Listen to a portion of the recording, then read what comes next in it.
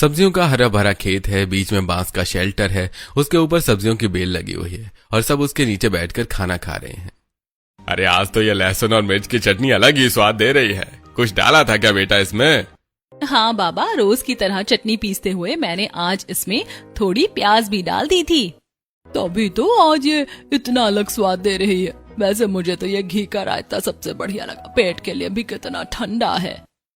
माँ, आपको पता है वो मेरा दोस्त है ना नमन, उसके घर पर कल एसी आया है। हमारे घर पर एसी कब आएगा? अरे बेटा, अभी इतनी गर्मी शुरू नहीं हुई है जो हम एसी लाए, और भला हम गांव वालों को एसी की क्या जरूरत है। ऊपर से तेरी बहन ने भी बढ़िया जुगाड़ कर रखा है।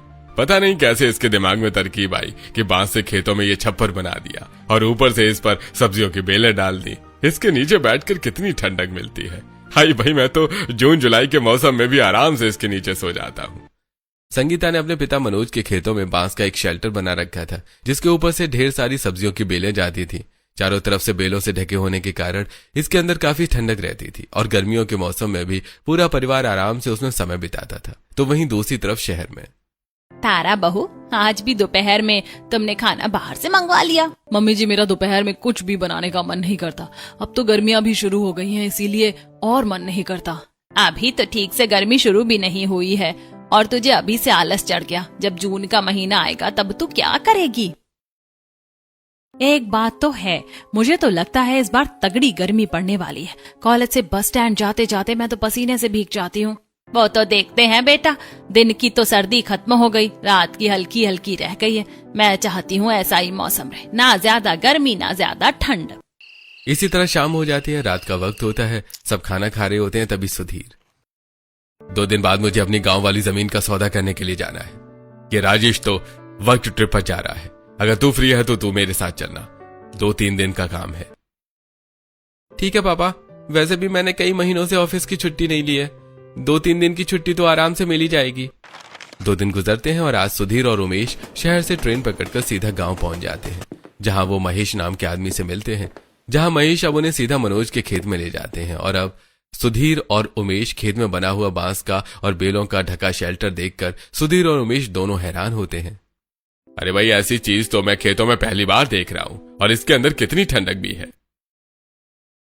भाई मनोज, ये सुधीर भाई साहब अपनी गांव की जमीन का सौदा करने के लिए आए हैं, और ये मनोज भाई साहब, ये सारे खेत इन्हीं के हैं। अरे ये तो मेरी बेटी का दिमाग था, उसी ने ये सब किया है, वरना पहले हम कहाँ खेतों में बैठकर खाना खा पाते थे, और अब देखिए आराम से सो भी जाते हैं। मनोज अपनी बेटी की तारीफें कर ही रहा होता है कि तभी संगीता खेतों में आती है। संगीता भले ही सादगी से रहती थी, लेकिन उसकी सादगी में भी उसकी खूबसूरती अलग ही झलकती थी, जिसे देखकर उमेश भी कुछ देर के लिए बस उसे देखता ही रह जाता है। अरे काका, अगर मुझे पता होता कि आप आए हैं तो मैं आपकी मनपसंद मीठी मीठी लस्सी बना कर लाती। बेटा, वो तो मैं कभी भी पी लूंगा। इनसे मिलो, ये सुधीर भाई साहब हैं और ये उनका बेटा उमेश। अगर तुम्हें कोई दिक्कत ना हो तो उमेश को थोड़ा गांव घुमा दो। चेरी साहब हैं, पहली बार आए हैं गांव, इन्हें भी तो पता चले कि हमारा गांव कितना सुंदर है। संगीता अपने भाई मोनू को साथ में ले लेती है और उमेश को सारा गांव घुमाने लगती है, और वो गांव घूमने के बाद संगीता उमेश को अपने घर लेकर आती है। संगीता की खिड़कियों पर चढ़ी बेलें और आंगन में तरह तरह की उगी सब्जियों को देखकर उमेश, अरे ये सब आपने किया है? लगता है आपको फार्मिंग, मेरा मतलब है खेती वगैरह करने का काफी शौक है। मैं गांव से जरूर हूँ, लेकिन पढ़ी लिखी हूँ, फार्मिंग का मतलब पता है मुझे। संगीता की बात पर उमेश हंसने लगता है। फिर दोनों में काफी बातचीत होने लगती है, और अब रात में जब महेश और सुधीर खाना खाकर घर के बाहर टहल रहे होते हैं, तभी महेश सुधीर से, भाई अब तो उमेश काफी बड़ा हो गया है, तो क्या सोचा है उसकी शादी के बारे में? मुझे तो उमेश के लिए अपनी संगीता बिल्कुल सही लगती है। पढ़ी लिखी भी है, घर गृहस्थी भी अच्छे से संभाल लेती है, बड़ी प्यारी बच्ची है। अरे सच कहूं तो मैं खुद तुमसे इस बारे में बात करने वाला था। एक बार संगीता के घर वालों से बात करो, मुझे तो वो लड़की पहली नजर में ही भाग गई थी। अगले दिन महेश सुधीर की तरफ से संगीता की शादी का प्रस्ताव उसके माता पिता के सामने रखता है, और उन लोगों को भी इस रिश्ते से कोई ऐतराज नहीं होता। तो वहीं दूसरी तरफ शहर में उमेश की भाभी तारा इन सभी बातों से अनजान अपनी बचपन की बेस्ट फ्रेंड आलिया से उमेश की बातें करती है। आलिया, तू कब उमेश को अपने दिल की बात बताएगी? ना खुद बताती है, ना मुझे बताने देती है। घर में आजकल उसकी शादी की बातें चलने लगी हैं, कहीं ऐसा ना हो कि वो किसी और का पति बन जाए और तू बस देखती रह जाए। अरे यार, ऐसा मत बोल, शादी तो मैं उसी से ही करूंगी। एक काम कर, जब वो गांव से आ जाएगा ना, तब तू उसे मेरे बारे में बता देना। और डायरेक्ट रिश्ता ही भिजवाना मेरे घर। ओहो, लगता है मैडम जी शादी के लिए कुछ ज्यादा ही उतावली हो रही है। टेंशन मत कर, अब तेरा ये बेस्ट फ्रेंड से मेरी देवरानी बनने का सफर तो मैं ही तय करूंगी।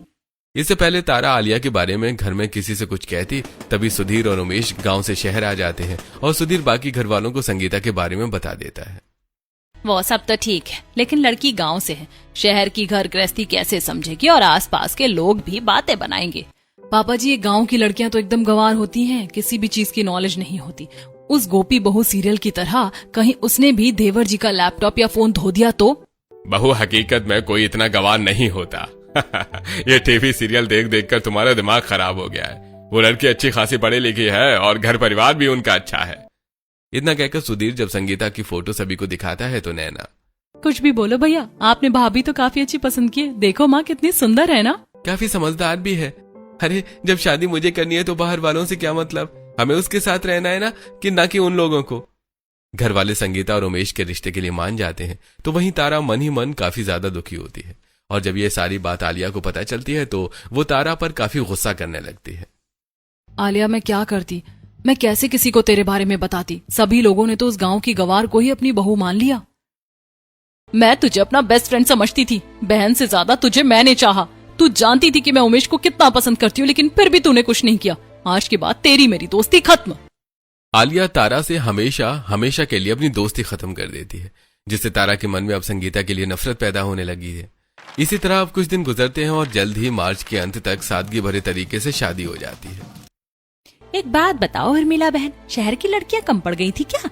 जो तुम अपने छोटे बेटे के लिए गांव की गोरी उठा लाई, वैसे दहेज में क्या लेकर आई तुम्हारी बहू? कहीं गाय भैंस तो नहीं ले आई? अरे गांव में तो लोग घोड़ा भी पालते हैं, क्या पता वो लेकर आ गई हो। मम्मी जी, आंटी जी की बात पर ध्यान दे, वैसे इनकी बात भी गलत नहीं है। अगर तुम लोगों की बातें हो गई हो तो मैं अपनी बहू का गृह प्रवेश करा लूं। किस मौके पर क्या बात की जाती है, इतनी समझ नहीं है तुम्हें। उर्मिला की बात सुनकर सभी चुप हो जाते हैं, जिसके बाद अब उर्मिला अपनी नई नवेली बहू का गृह प्रवेश कराती है। इसी के साथ छोटी मोटी शादी की रस्में होती हैं और अब 2 से 3 दिन बाद संगीता की पहली रसोई की रस्म होती है। भाभी, इंडक्शन तो आपको चलाना आता नहीं होगा तो आप गैस पर खाना बना लीजिए। वैसे गैस का इस्तेमाल तो आपको आता ही होगा ना, क्योंकि मैंने सुना है कि गांव में सब चूल्हे पर ही खाना बनाते हैं।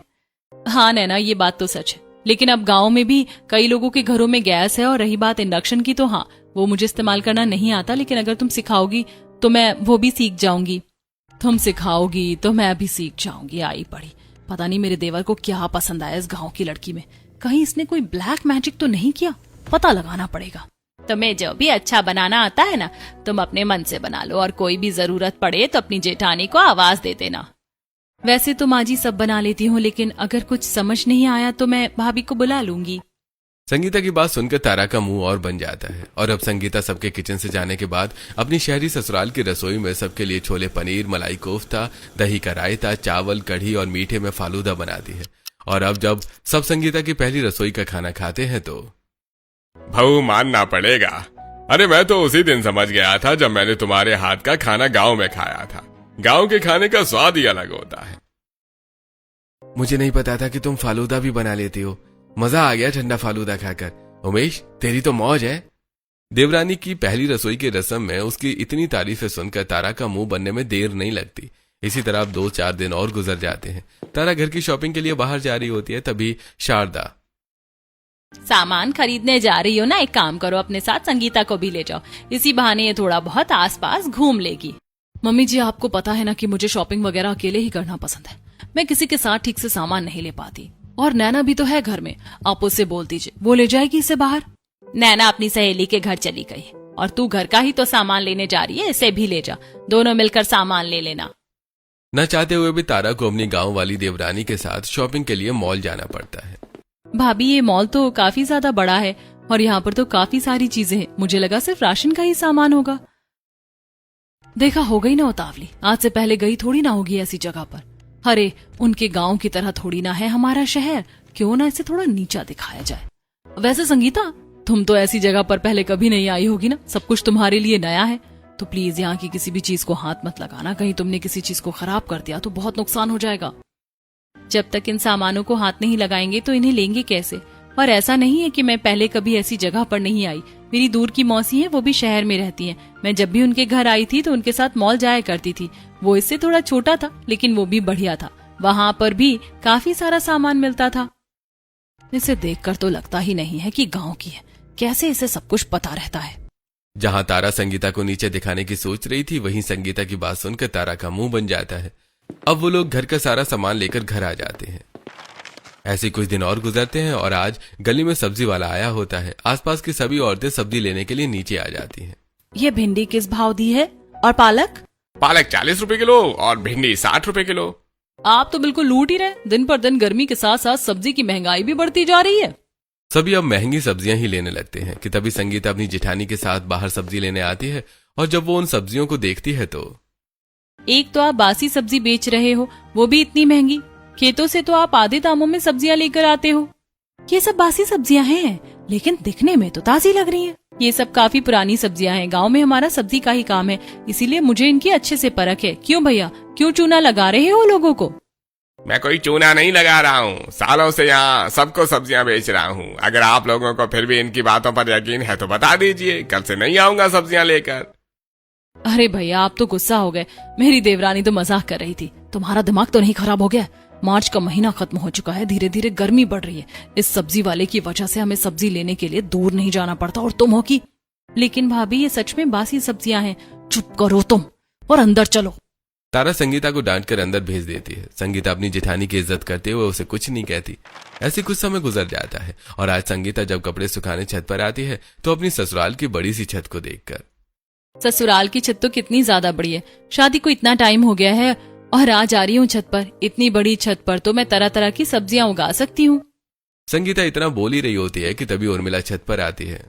संगीता बहू, अभी तक तूने कपड़े नहीं सुखाए और ये धूप में खड़ी खड़ी क्या कर रही है? चल जल्दी नीचे आ। माँ जी, आपकी छत तो कितनी ज्यादा बड़ी है। क्यों ना मैं यहाँ पर सब्जियों की खेती कर लूँ? घर पर ही ताजी सब्जियां उग जाएंगी। ये सब गाँव वगैरह में अच्छा लगता है, शहर में नहीं। सोसाइटी में रहते हैं हम, आसपास के लोग देखेंगे तो मजाक बन जाएगा। कोई जरूरत नहीं है ये सब करने की। उर्मिला कुछ और कहती कि तभी वहां तारा आ जाती और सारी बातें सुनकर, आप एक गांव की बहू से क्या ही एक्सपेक्ट कर सकती हैं? गाय भैंस पालन नहीं हुआ ना, इसीलिए अब यहाँ खेती करना चाहती है। अपनी जेठानी की ऐसी बातें संगीता को काफी बुरी लगती हैं। रात के खाने में जब सुधीर तोरई की सब्जी देखता है तो, अरे बहू, परसों तुमने इतनी सारी सब्जी ली थी और आज तुमने ये तोरई की सब्जी बनाई है। जी, वो सारी सब्जियां खराब हो गई और आज सब्जी भी काफी महंगी थी तो बस तोरई ले ली थी। खराब तो होंगी ही ना, बासी सब्जियां जो थी। पापा जी, मैं सोच रही थी कि क्यों ना मैं छत पर थोड़ी बहुत खेती कर लूं। इससे हम कुछ सब्जियां तो घर में ही उगा लेंगे। मैंने समझाया था ना तुझे, आस पास के लोग देखेंगे तो बातें बनाएंगे। छत हमारी है, हम कुछ भी करें, लोगों से हमें क्या मतलब है? और इसी बहाने हमें घर पर ऑर्गेनिक सब्जियां तो मिल जाएंगी। बहू, तुम कर लेना छत पर खेती। और जो भी सामान चाहिए होगा वो तुम भाभी के साथ जाकर ले आना, उन्हें उसकी दुकान पता है। सभी की बात सुनकर तारा का बहुत बुरी तरह से मुंह बन जाता है। अब तारा अगले दिन संगीता को न चाहते हुए भी फार्मिंग की शॉपिंग के लिए दुकान पर ले जाती है। भाभी, ये सारे बीज, खाद और ये बाकी का सामान खेती करने में काम आएगा। ये कुछ ज्यादा ही दिमाग नहीं चाट रही है, अभी बताती हूँ इसे। तारा जानबूझकर संगीता को मार्केट में ही छोड़कर गायब हो जाती है और जब संगीता काफी देर तक तारा को नहीं मिलती, हे भगवान, ये तारा भाभी कहाँ चली गई? तारा के न मिलने पर संगीता काफी मुश्किल से ऑटो लेकर घर आती है। संगीता बहू, कहाँ रह गई थी तुम? तुम्हारा फोन भी नहीं लग रहा था। पता है हम सब कितना परेशान हो गए थे। संगीता, तुम कहाँ चली गई थी? मैंने भी तुम्हें बाजार में काफी ढूंढा लेकिन तुम नहीं मिली। तारा की चाल को संगीता पहचान जाती है लेकिन वो किसी से कुछ नहीं कहती। अगले दिन संगीता अच्छे से छत की धुलाई करती है। अब घर में रखी वेस्ट प्लास्टिक की बोतलें, स्टोर रूम में रखा पुराना टायर और कुछ पेंट के डिब्बे और ब्रश लेकर छत पर आ जाती है। अब वो उन प्लास्टिक की बोतलों को बीच में से काट कर उन्हें पेंट करने लगती है। छत पर आकर तारा ये सब देखती है। संगीता, तुमने कबाड़ का काम भी शुरू कर लिया क्या? कबाड़ का काम शुरू नहीं किया, आप बस देखती जाइए। संगीता उन प्लास्टिक की बोतलों और कंटेनरों को भी छत की दीवार पर अच्छे से फिट कर देती है। अब अगले दिन उन सभी डिब्बों और टायर के अंदर खाद मिट्टी डालकर उसमें बीज डालती है और आखिर में पानी डालने लगती है, जिसे देखकर पड़ोस की छत पर खड़ी कमलावती, ये तो क्या कर रही है? काफी देर से देख रही हूँ। वो मैं छत पर सब्जियां उगा रही थी। मैंने टमाटर, मिर्ची, धनिया, लौकी, तुरई, बैंगन और भी कई सारी सब्जियों के बीज डाले हैं। अब गमला 200 रुपए का एक था तो मैंने प्लास्टिक के डिब्बों का इस्तेमाल कर लिया। और देखिए ये टायर, इसमें मैंने धनिया और पुदीने के बीज डाले हैं। छत की सजावट भी बढ़ेगी और सब्जियां भी मिल जाएंगी। अरे ये उर्मिला की बहू तो सच में पूरी गंवार निकली। अब क्या हमारी सोसाइटी को भी अपने गाँव का खेत बनाकर मानेगी? आस पड़ोस की औरतें संगीता को देख देख कर तरह तरह की बातें करती हैं, लेकिन संगीता किसी की भी बातों पर ध्यान नहीं देती। ऐसे ही हफ्ता भर गुजर जाता है। और संगीता, तुम्हारी खेती का काम कैसा चल रहा है? हाँ भाभी, सब्जियाँ कब उगेंगी? मुझे घर की उगी हुई सब्जियाँ खानी है। मैं तो बहुत एक्साइटेड हूँ। 15 से 20 दिन हो जाते हैं और इन दिनों में अब धीरे धीरे संगीता के बोए हुए बीजों के अंदर से कलियां निकलनी शुरू होती हैं। पर्याप्त पानी और धूप की वजह से मेरा काम कितना आसान हो गया है। बस कुछ और हफ्तों में ढेर सारी सब्जियां होंगी मेरी छत पर। इसी तरह दिन गुजरने लगते हैं और बीतते दिनों के साथ साथ अब गर्मी भी पहले से काफी ज्यादा बढ़ चुकी थी।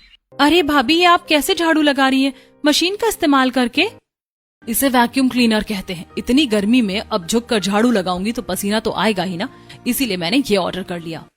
वो तो ठीक है भाभी, लेकिन मेरे ख्याल से इंसान को कुछ काम अपने हाथ पैरों को इस्तेमाल करके ही करने चाहिए। इससे शरीर में फुर्ती आती है और पसीना निकलना तो अच्छी बात होती है। तुम्हारी जेठानी है ही बेवकूफ। मेरे पूरे 20,000 रुपए उड़ा दिए इसने इस वैक्यूम क्लीनर को लेने के चक्कर में।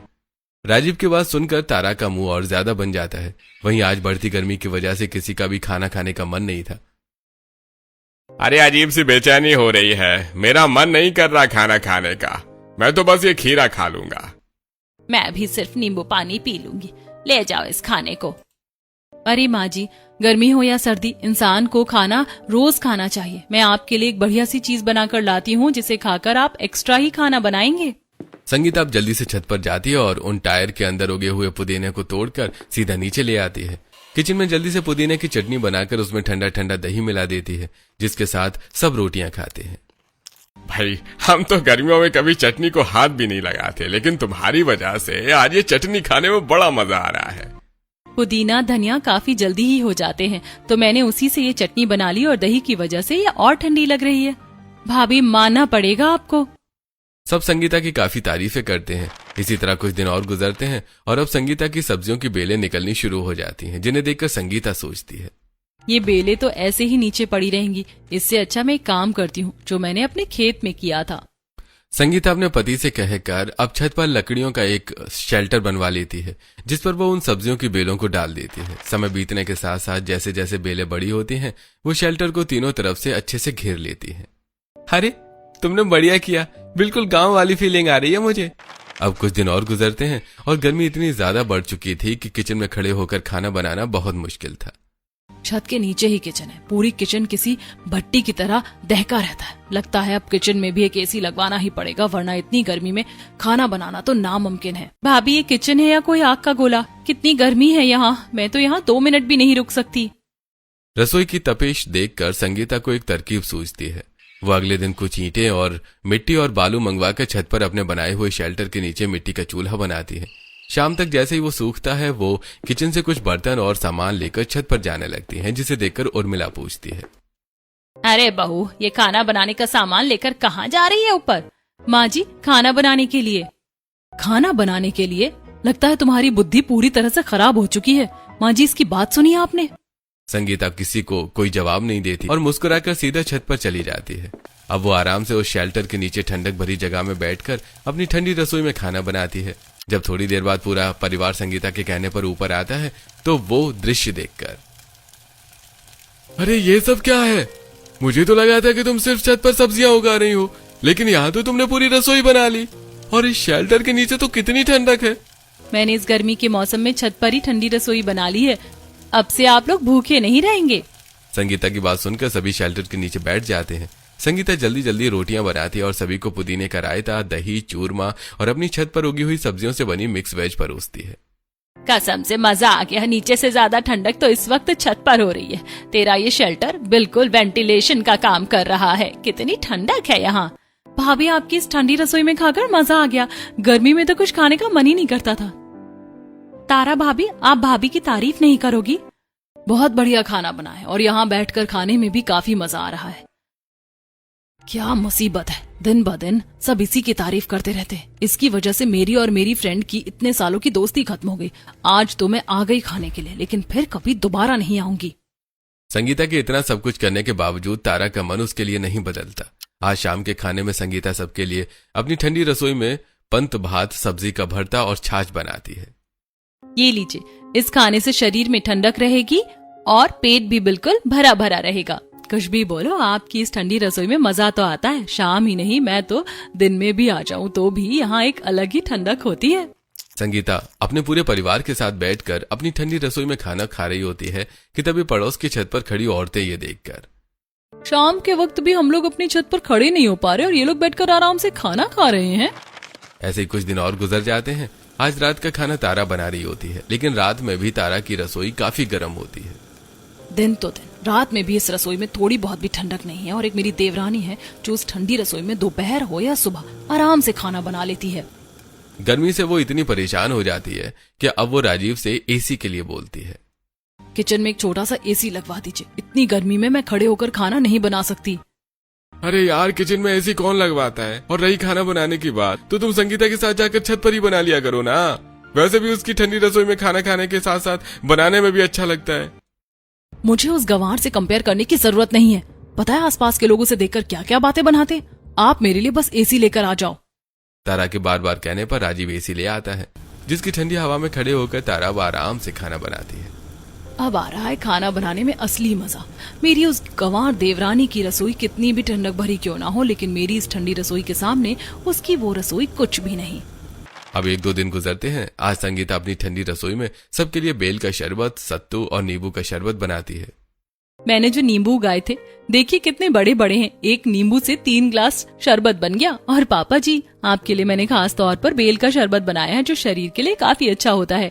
वैसे भाभी नहीं आई। जब से रसोई में एसी लगवाया है ना, तब से वो पूरा दिन कुछ न कुछ बनाकर वहीं खाती रहती है। छोड़ उसे। अपनी गांव वाली बहू की ठंडी रसोई में बैठकर ठंडा शरबत पीकर सभी काफी खुश होते हैं। वहीं आज नैना अपनी भाभी की ठंडी रसोई दिखाने के लिए अपनी कुछ सहेलियों को लेकर आती है। मुझे लगा कि तो मजाक कर रही है, लेकिन तेरी भाभी ने सच में इस कड़कड़ाती धूप में भी छत पर ठंडी रसोई बसा रखी है। इसमें कितनी ठंडक है। इन्हें तो खाना बनाते हुए भी गर्मी नहीं लग रही। कितनी सारी सब्जियां हैं भाभी, थोड़ी सी सब्जियां मुझे भी दे दीजिए ना। थोड़ी सी क्यों, तुम बहुत सारी लेकर जाना और तुम भी लेकर जाना। अपनी ठंडी रसोई संभालने के साथ साथ संगीता छत पर उगी सब्जियों को भी अच्छे से ध्यान रखती थी। ऐसे ही अब 1 महीना गुजर जाता है और आज घर का बिजली का बिल आता है। जब सुधीर उसे देखता है तो, ए भगवान, हर महीने के हिसाब से इस महीने का बिल तो कुछ ज्यादा ही आ गया है। तुम लोग क्या कुछ एक्स्ट्रा चला रहे हो? लोग नहीं, आपकी बड़ी बहू एक्स्ट्रा चला रही है। महारानी ने किचन में एसी लगवाया, पूरा दिन एसी चलता है तो बिजली का बिल तो बढ़ेगा ही ना। पहले ही हम घर के 2-3 एसी के बिल से परेशान थे और अब तूने एक और बढ़ा दिया। मम्मी जी, मैं क्या करती, गर्मी भी तो इतनी ज्यादा हो रही है ना। बहू, 8,000 तो फिर भी ठीक था, लेकिन ये 12,000 15,000 का बिल हम नहीं दे सकते। अगर एसी चलाना है तो लिमिट में चलाओ, वरना बंद करके खाना बनाओ। अपने ससुर की बात सुनकर तारा लिमिट में एसी चलाना शुरू तो कर देती है, लेकिन गर्मियों की वजह से अक्सर पावर कट जाया करती थी। हे भगवान, अब तो मुझे पहले से भी ज्यादा गर्मी लगने लगी है। क्या करूं, पूरा पसीना पसीना हो गई मैं तो। गर्मी से परेशान होकर अब उसे न चाहते हुए भी छत पर अपनी देवरानी की ठंडी रसोई में जाना पड़ता है। ठंडक तो है, वो उतनी ज्यादा पढ़ी लिखी तो नहीं है, लेकिन दिमाग इसका काफी तेज है। तारा वहीं बैठी होती है कि तभी लाइट आ जाती है। अब राजीव छत पर कूलर ले जाता है, जिसकी ठंडी हवा में बैठकर सब दोपहर में भी आराम से खाना खा रहे थे। अरे भाई, शाम के वक्त तो काफी ठंडी हवा चलती है, इसलिए कूलर की जरूरत नहीं पड़ती, लेकिन दिन में थोड़ी गर्मी लगती है, इसलिए मैं कूलर ले आया। अरे संगीता, तुमने सब्जी में क्या डाला है? आज स्वाद काफी अलग लग रहा है, वरना ये सब्जी तो मुझे बिल्कुल भी पसंद नहीं थी। क्योंकि ये ऑर्गेनिक सब्जियां हैं। छौंक तो मैंने सिंपल ही लगाया है, पर ताजी सब्जियों की वजह से इसमें अलग ही स्वाद आ रहा है। पूरे मोहल्ले में ये इकलौता परिवार था जो गर्मी में भी छत पर बैठकर अपनी बहू की ठंडी रसोई में आराम से खाना खाता था। वहीं पड़ोस के घरों में तो बहुओं ने रात में भी खाना बनाने से मना कर दिया था। मुझे तो भूख नहीं लग रही। अगर आपको लग रही है तो बाहर से ऑर्डर कर लीजिए या घर पर कोई मेड रख लीजिए, क्योंकि इतनी गर्मी में मुझसे खाना नहीं बनेगा। संगीता जो पड़ोसन है, पहले तो उसने छत पर सब्जियां उगाई और अब अपनी उस ठंडी रसोई में अपने ससुराल वालों को अलग अलग तरह की चीजें बनाकर खिलाती है। वो भी सिर्फ रात में नहीं, सुबह और शाम भी। और एक तू है। आप भी वैसी ही एक ठंडी रसोई बनवा दीजिए ना। आपका क्या है, आपको तो खाना बना बनाया मिल जाता है। गर्मी में पसीना तो मुझे बहाना पड़ता है। कनिका की बात को सुनकर साधना को काफी गुस्सा आता है और अब दोनों सास बहू में बहस होने लगती है। वहीं आज पूरे 3 महीने के बाद आलिया अचानक तारा से मिलने आती है। तू यहाँ ऐसे अचानक? मुझे माफ कर दे, मैं जानती हूँ तू मुझसे गुस्सा है। पता है मैंने तुझे कितने कॉल्स और मैसेज किए, लेकिन तूने किसी का भी रिप्लाई नहीं किया, क्योंकि मैं तुझसे गुस्सा थी। पर अब मेरी नाराजगी खत्म हो गई है। 2 महीने बाद मेरी शादी है, ये मेरी शादी का कार्ड और तुझे जरूर आना है। क्या कहा? तेरी शादी है? लेकिन तू तो उमेश को पसंद करती थी ना। इतनी जल्दी तेरा दूसरा बॉयफ्रेंड भी बन गया और अब तू उससे शादी करने वाली है? अरे बाबा, मेरी अरेंज मैरिज हो रही है। जिससे मेरी शादी हो रही है वो बहुत अच्छा इंसान है। कहते हैं ना कि भगवान कुछ बेहतर देने के लिए ही आपसे कुछ छीनता है, तो शायद इसीलिए उन्होंने मेरी और उमेश की शादी नहीं करवाई, वरना मैं अपने आइडल मैच से कैसे मिलती। तारा को कार्ड देकर आलिया चली जाती है। अपनी सहेली की नाराजगी खत्म होते और उसे खुश देख अब कहीं न कहीं तारा भी संगीता को माफ कर देती है। आज शाम जब संगीता रसोई में खाना बना रही होती है तभी तारा उसके पास आती है। क्या बना रही हो संगीता? काफी अच्छी खुशबू आ रही है नीचे तक। मैं भी तुम्हारी मदद कर देती हूँ। क्या बात है भाभी, आज आप मेरे खाने बनाने में मदद कर रही हैं, वो भी मेरी ठंडी रसोई में। लेकिन आपको तो यहाँ आना पसंद नहीं था ना? ऐसा नहीं है कि पसंद नहीं था, अब मैं तुम्हें क्या ही बताऊं। छोड़ो ना पुरानी बातें, चलो मिलकर खाना बनाते हैं। संगीता को काफी अच्छा लगता है कि उसकी जेठानी उसके साथ खाना बनाने में मदद कर रही है। इसी तरह कुछ दिन और गुजरते हैं। संगीता बेटा, तुम्हारा बहुत बहुत शुक्रिया। उस सब्जी वाले ने तो सच में लूट मचा रखी थी और तुमने मुझे इतनी सारी सब्जियां फ्री में दे दी। अरे ममता, तुम यहाँ और ये इतनी सारी सब्जियां कहाँ से आई? तुम्हारी बहू ने दी है। कल उस सब्जी वाले से जो सब्जी ली थी ना, वो सारी की सारी बासी निकली और सुबह तक खराब भी हो गई। अच्छा, पहले तो तुम मेरी बहू का काफी मजाक उड़ाती थी और अब मेरी बहू से ही सब्जियां ले रही हो। चलो अच्छा है, अच्छा है। अब आसपास की औरतें सीधा संगीता के पास से ही सब्जियां लेना शुरू कर देती है, जिन्हें मंडी के भाव से कम पर बेचकर भी संगीता अच्छे खासे पैसे कमा रही थी। 1-2 हफ्ते और गुजरते हैं। सभी लोग ठंडी रसोई में बैठकर शाम की चाय पी रहे होते हैं कि तभी नैना बोलती है। भाभी ये देख लीजिए, आपकी इस गर्मी वाली छत की ठंडी रसोई पर कितने सारे लाइक्स आए हैं। जब मेरी सहेलियां आई थी तो उन्होंने इसकी फोटो सोशल मीडिया पर डाली थी। काफी सारे लोग आपकी इस ठंडी रसोई में आकर खाना खाना चाहते हैं। मैं तो कह रही हूँ भाभी कि आप यहाँ एक रेस्टोरेंट ही खोल लो। ये ठंडी रसोई तो मैंने आप लोगों के लिए बनाई थी। अगर रेस्टोरेंट खोलेंगे तो फिर हम लोग एक दूसरे के साथ वक्त कैसे बिताएंगे? अरे हम तो कौन सा पूरे दिन के लिए रेस्टोरेंट खोलेंगे, सिर्फ 2 से 3 घंटे के लिए खोलेंगे। इससे हमारा और मुनाफा होगा। ऐसे रेस्टोरेंट आजकल बहुत चलते हैं। संगीता सबकी बात मानकर रेस्टोरेंट खोलने के लिए हाँ बोल देती है। नैना उस ठंडी रसोई की फोटो सोशल मीडिया पर पोस्ट कर देती है। अब हर दिन शाम 5 बजे तक संगीता का छत पर रेस्टोरेंट ओपन होता है, जहां वो चूल्हे पर खाना बनाती है और कई लोग आकर कुर्सी टेबल पर बैठकर मजे से खाना खाते हैं। कुछ भी बोलो यार, खाना खाने में मजा बहुत आ रहा है। बिल्कुल गांव वाली फीलिंग आ रही है। बिना कूलर पंखे के भी यहाँ कितनी ठंडक है। कोई कह ही नहीं सकता कि दोपहर के वक्त हम छत पर बैठकर खाना खा रहे हैं। अरे वो तो है ही। बाकी रेस्टोरेंट के हिसाब से यहाँ का खाना भी काफी सस्ता है और यहाँ कपल्स का वैसा माहौल नहीं है। इंसान आराम से अपनी फैमिली के साथ वक्त बिता सकता है। लोगों के अच्छे रिव्यू सुनकर संगीता और उसका पूरा परिवार काफी खुश होता है। दिन ब दिन रेस्टोरेंट में भीड़ बढ़ने लगती है। ऐसा लग रहा है कि मैं सच में अपने गांव आ गई हूँ। इतने सालों में तुम लोग मुझे आज किसी ढंग की जगह पर लेकर आए हो। चूल्हे की रोटी का तो मजा ही कुछ और होता है। समय गुजरता रहता है। आज संगीता जहाँ लोगों को खाना दे रही है, वहीं तारा चूल्हे पर बैठकर खाना बना रही है। भाभी, आप तो चूल्हे पर काफी अच्छे से खाना बनाना सीख गई हैं। Very good. तुम गांव की लड़कियों ने क्या समझ रखा है कि हम शहर की लड़कियां ये सब काम नहीं कर सकती? वो तो कभी हमें मौका नहीं मिला, वरना मौका मिले तो हम तुम गांव की लड़कियों को भी पीछे छोड़ दें। भाभी, ये तो आपने अपनी कुछ ज्यादा ही तारीफ कर ली। चलिए कोई बात नहीं, कभी कभी कर लेनी चाहिए। अब जल्दी से बर्तन में सब्जी निकालिए, तब तक मैं लोगों को छाछ दे देती हूँ। जेठानी और देवरानी मिलकर अपनी ठंडी रसोई के रेस्टोरेंट को काफी अच्छे से संभालती हैं। बाकी समय पूरा परिवार उसी ठंडी रसोई में सुकून से खाना खाता है और अब तारा भी संगीता के साथ फार्मिंग का काम शुरू कर देती है।